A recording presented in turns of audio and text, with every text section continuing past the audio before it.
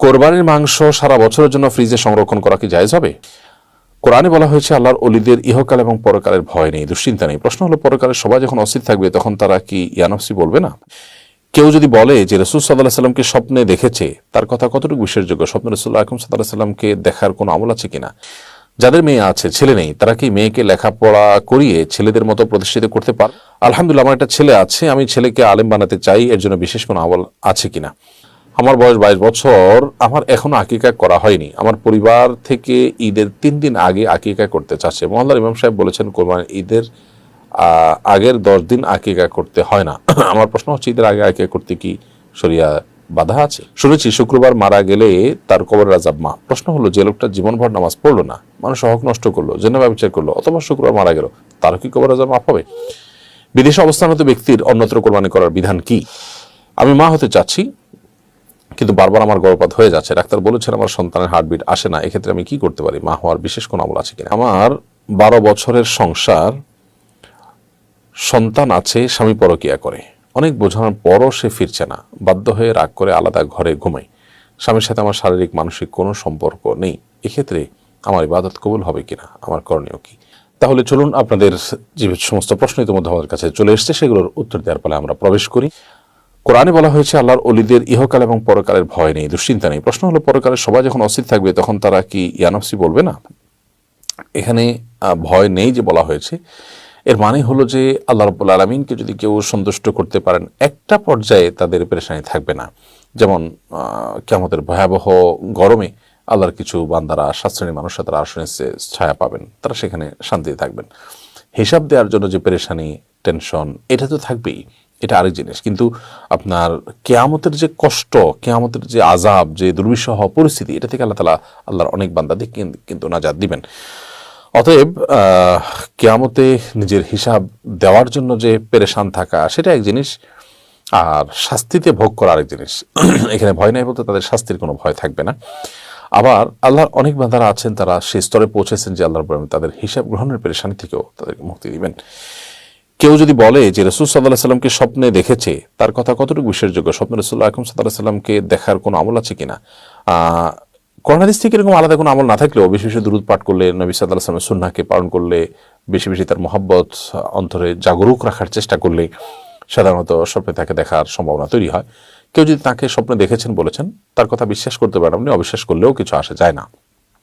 একটা হাদিস আছে, নবী সাল্লাল্লাহু আলাইহি সাল্লাম বলেছেন, আমাকে যে দেখেছে সত্য দেখেছে, কারণ আমার চেহারা শয়তান বিকৃতি করতে পারে না। এই হাদিসের ব্যাখ্যার বিশুদ্ধ ব্যাখ্যা আমার কাছে যেটি মনে হয় সেটি হলো, অনেক ওলামা কিন্তু বলেছেন, সেটা হলো যে নবী করিম সাল্লাল্লাহু আলাইহি সাল্লাম তার চেহারা অবয়ব কেমন ছিল জীবদ্দশায় সাহাবীরা জানতেন। তারা কেউ যদি স্বপ্নে তাকে দেখে থাকেন, তাহলে নবী সাল্লাল্লাহু আলাইহি সাল্লাম কে দেখেছেন, কারণ তার চেহারা শয়তান নকল করতে পারে না। কিন্তু আমরা যারা নবী সাল্লাল্লাহু আলাইহি সাল্লামকে দেখিনি 1400 বছর পরে এসে, আমরা যদি কাউকে দেখি আর আমাদের স্বপ্নের মধ্যে মনে হয় তিনি নবী সাল্লাল্লাহু আলাইহি সাল্লাম, তাহলে সেক্ষেত্রে সেটি সত্য হতে পারে, নাও হতে পারে। কারণ এখানে নবী করিম সাল্লাল্লাহু আলাইহি সাল্লামের চেহারাটাই যে বিকৃতি করছে শয়তান, এমনটি কিন্তু নিশ্চিত নয়। অবশ্য ভিন্ন মতও আছে। অন্যরা আমাদের মত হলো যে যেই নবী সাল্লাল্লাহু আলাইহি সাল্লামকে স্বপ্নে দেখেছেন, এক একজন এক একভাবে দেখতে পারেন, কিন্তু সবাই নবী সাল্লাল্লাহু আলাইহি সাল্লামকেই দেখেছেন, এমনটি অনেক ওলামা কেরাম বলে থাকেন। তবে প্রথম মতটি আমাদের কাছে অধিকতর শক্তিশালী মনে হয়। অতএব নবী সাল্লাল্লাহু আলাইহি সাল্লামকে কেউ স্বপ্নে দেখেছেন বললে তাকে সত্য মিথ্যা যে কোনোটা আপনি মনে করতে পারেন, বা বিশ্বাস করা না করা কোনোটাই করলেন না আপনি। তবে তার সাথে স্বপ্নে সাক্ষাৎ হওয়ার জন্য আপনি দুরূদ, সুন্নাহর আমল, অন্যান্য কাজগুলো করবেন বেশি থেকে বেশি। আর সাক্ষাৎ কারোর সাথে হোক বা না হোক, তিনি যদি সুন্নাহ পালন করতে থাকেন, নবী সাল্লাল্লাহু আলাইহি ওয়াসাল্লামের প্রতি দুরূদ পালন করতে থাকেন, ইনশাআল্লাহ বিদিল্লাহ তিনি নাজাত পাবেন। যাদের মেয়ে আছে, ছেলে নেই, তারা কি মেয়েকে লেখাপড়া করিয়ে ছেলেদের মতো প্রতিষ্ঠিত করতে পারবে? ছেলেরা যেভাবে বাবা মায়ের দায়িত্ব নেয়, মেয়েরা কি সেভাবে দায়িত্ব নিতে পারবে? পারবে শুধু তাই নয়, বরং ছেলেদের মতো মেয়েদেরও সামর্থ্য অনুযায়ী, সাধ্য অনুযায়ী বাবা মার পাশে দাঁড়াতে হবে। অর্থাৎ বাবা মাদের সদাচরণ নির্দেশটা শুধু ছেলেদের জন্য প্রযোজ্য না, মেয়েদের জন্য প্রযোজ্য। তারা স্বামী সংসার করার পাশাপাশি বাবা মার সেবা যতটুকু পারেন সাধ্য অনুযায়ী, তাদের সাধ্য অনুযায়ী তাদেরকে করতে হবে। আর কোনো বাবা মা যদি ছেলের পাশাপাশি মেয়েকে, কিংবা ছেলে নাই মেয়েকে পড়াশোনা করায় এবং তাকে প্রতিষ্ঠিত করায়, তো সেটা জায়েজ আছে শরিয়ার গণ্ডির মধ্যে থেকে যদি হয়, বিপদ দিকে যদি না হয়, সেখানে কি দিন হারাবার ভয় যদি না থাকে, তাহলে সেক্ষেত্রে সেটি অবশ্যই করা যেতে পারে। আলহামদুলিল্লাহ, আমার একটা ছেলে আছে, আমি ছেলেকে আলেম বানাতে চাই, এর জন্য বিশেষ কোনো আমল আছে কিনা? আলেম বানাতে চান, প্রথমত ভালো কোনো মাদ্রাসা নির্বাচন করে সেখানে ভর্তি করাবেন, একাধিক আলেমের কাছে তাকে রীতিমতো ফলো আপে রাখবেন, এবং তারা যেন তার নিয়মিত ফলো আপ করেন, দেখেন অগ্রগতি ইত্যাদি। আপনি তার বিষয়গুলো খেয়াল রাখবেন যে মাদ্রাসা থেকে তার নৈতিক আমলি উন্নতি হচ্ছে কিনা। আর সব কিছুর আগে বাবা মা হিসাবে আপনারা তার জন্য অনেক বেশি দোয়া করবেন, চোখের পানি ফেলবেন, ওলামাদেরকে খুব মহব্বত করবেন। ইনশাআল্লাহ বিদিন আল্লাহ তাআলা সন্তানকে নেক মানুষ এবং আলেম বানাবেন। আমার স্ত্রী 5 ওয়াক্ত নামাজ পড়ে না, ঠিকমতো পর্দাও করে না, আমি তাকে অনেক উপদেশ দেই, আদেশ করি, তাও সে শোনে না, আমি কি দায়িত্বের অন্তর্ভুক্ত হব? না, আপনি চেষ্টা করেছেন তাকে ভালো রাখার জন্য, ভালো করার জন্য, এর কারণে আপনি দায়ুস হবেন না। দায়ুস হলো সে যে সমর্থন করে নিজের পরিবারের লোকদের অন্যায় অশ্লীলতাকে। আমার বয়স 22 বছর, আমার এখনো আকিকা করা হয়নি। আমার পরিবার থেকে ঈদের 3 দিন আগে আকিকা করতে চাচ্ছে। মহল্লার ইমাম সাহেব বলেছেন কোরবানির ঈদের আগের 10 দিন আকিকা করতে হয় না। আমার প্রশ্ন হচ্ছে, ঈদের আগে আকিকা করতে কি শরিয়া বাধা আছে? না, এরকম কোনো বাধা নেই। ঈদের আগের দিনও আপনি আকিকা করতে পারেন, ঈদের 10 দিন আগেও করতে পারেন, কোনো অসুবিধা নেই। শুনেছি শুক্রবার মারা গেলে তার কবরের আযাব মাফ। প্রশ্ন হলো, যে লোকটা জীবনভর নামাজ পড়লো না, মানুষ হক নষ্ট করলো, জেনা ব্যবচার করলো, অথবা শুক্রবার মারা গেল, তার কি কবরের আযাব মাফ হবে? বিষয়টা আসলে আল্লাহর উপর এখতিয়ার উপর নির্ভর করে। এটা সাধারণ কথা। যদি কেউ জুমাবারে মৃত্যুবরণ করেন, তাহলে সেক্ষেত্রে তার কবরে ফিতনার বা পরীক্ষার মুখোমুখি তিনি হন না। এটা হয়তোবা সে সমস্ত মানুষদের জন্য যারা বেসিক্যালি নেককার। যে লোকটা বেসিক্যালি বদকার, তার শুক্রবার মৃত্যুটা এটা তার জন্য কোনো আল্লাহর পক্ষ থেকে এহসান নয়, বরং সেটা নেহায়েতি কাকতাল হতে পারে। আবার এমন হতে পারে যে কোনো মানুষ, তিনি ইমানদার, তার হয়তো কোনো আমলের ত্রুটি ছিল, আল্লাহ তাআলা তার বিশেষ কোনো আমল পছন্দ করার কারণে হয়তো তাকে কবরের আযাব থেকে মুক্তি দিবেন, এটি হতেও পারে। অতএব আলমুল গায়েবের বিষয়ে, যে জগৎ আমাদের অদৃশ্যমান, সেই জগতের বিষয়ে আমরা নিশ্চিত করে কিছু বলা কঠিন। তবে হাদিস এটি বিশুদ্ধ।